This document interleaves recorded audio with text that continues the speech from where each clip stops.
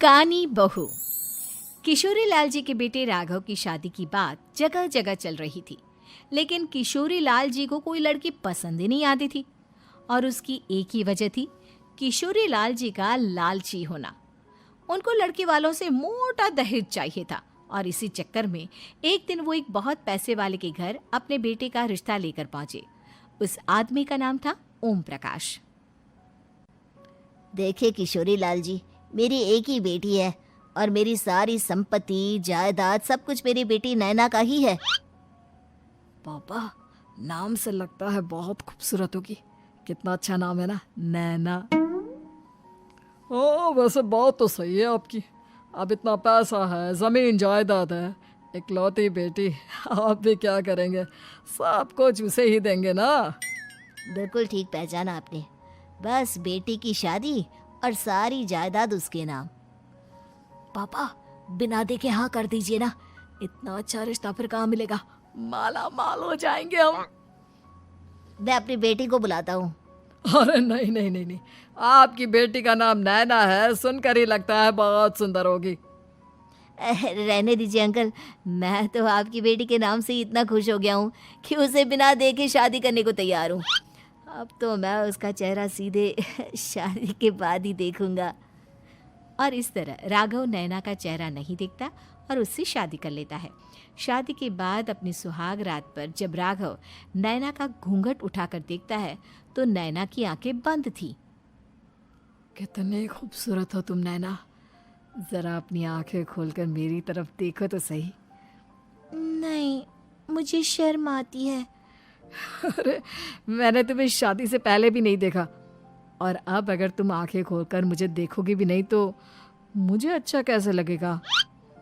इससे पहले कि नैना अपनी आंखें खोलकर राघव की तरफ देखती, अचानक से लाइट चली गई और राघव नैना को पूरी तरह से देख भी नहीं पाया।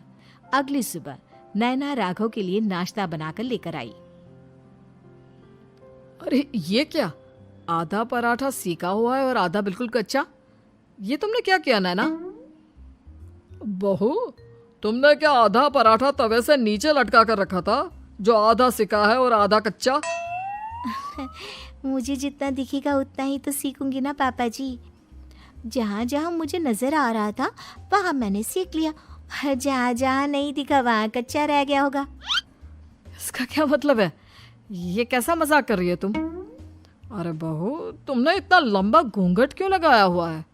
देखो, हमारे घर में बहुओं को बेटी की तरह रखा जाता है, और फिर तुम तो इतना सारा माल लेकर आई हो। देखो, ये घूंघट डालकर रखने की कोई ज़रूरत नहीं है। हाँ नैना, पापा जी ठीक कह रहे हैं, तुम तो आराम से रहो, अपना ही घर समझो। नैना अचानक से अपना घूंघट उठा लेती है। अरे ये क्या पापा, नैना की तो एक आंख फूटी हुई है। नाम से नैना, लेकिन ये तो कानी बहू निकली। मेरे साथ धोखा हुआ है, धोखा। बिना दिखाए अपनी कानी लड़की मेरे संग ब्याह दी।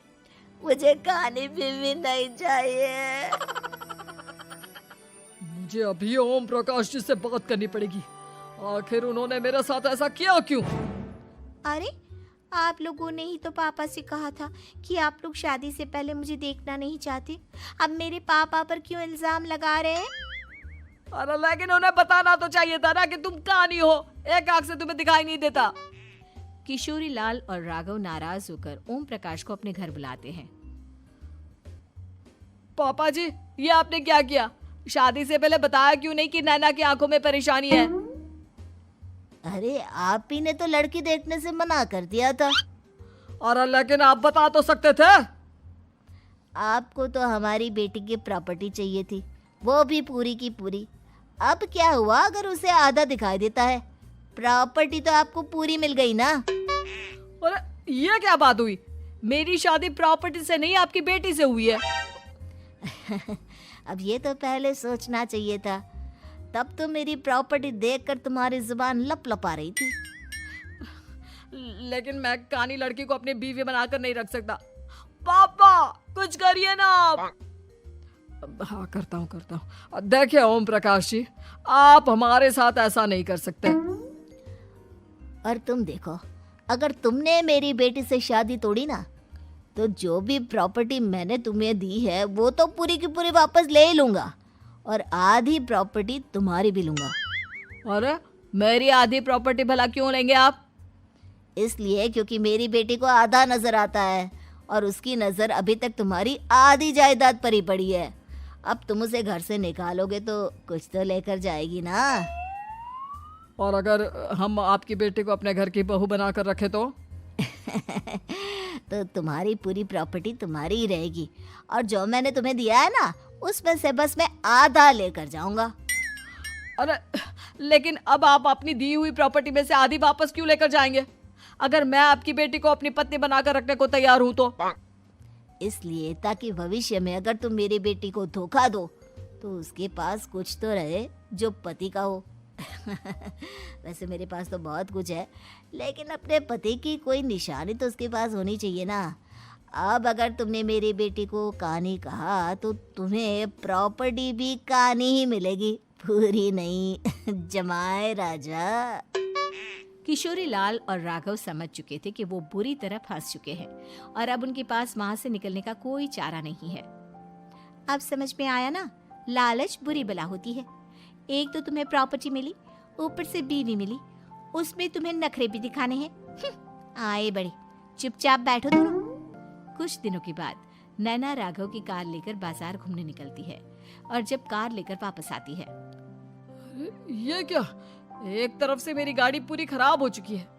लगता है तुमने मेरी गाड़ी को किसी दूसरी गाड़ी के साथ एक्सीडेंट किया है। अरे अरे कितना बड़ा नुकसान कर दिया तुमने बहू। वो क्या है ना पापा जी, मुझे एक आंख से दिखाई नहीं दे रहा था, सामने से गाड़ी आ रही थी। मुझे तो सिर्फ आधा ही दिखाई दिया और वो गाड़ी मेरी कार से रगड़ते हुए निकल गई। अब मैं क्या करूं बताओ? आप इसे ठीक कराने के पैसे कौन देगा? तुम्हारे पापा? तुमने मुझसे इस तरह से बात की? अभी रुको। नैना राघव की शिकायत ओम प्रकाश को कर देती है। देखो राघव, अब जो मेरी आधी प्रॉपर्टी तुम्हारे पास थी ना, उसमें से आधी और मैं लेकर जाऊंगा, क्योंकि तुमने मेरी बेटी को डांटा। अरे नहीं नहीं पापा जी, गलती हो गई, माफ कर दो। गलती की तो कोई गुंजाइश ही नहीं। अगली बार मेरी बेटी को डांटा तो बची हुई आधी में से आधी और ले जाऊंगा। लालच के चक्कर में हम दोनों ने बहुत बड़ी गलती कर दी बेटा। एक तो तुम्हें कानी बहू मिली और ऊपर से जो माल मिला वो भी काना। इस तरह राघव की हर एक गलती पर ओम प्रकाश उसकी प्रॉपर्टी का आधा आधा हिस्सा लेकर अपना सारा माल वापस ले गया और राघव को कानी बीवी से काम चलाना पड़ा। भाई लालच वाकई में बुरी बला है।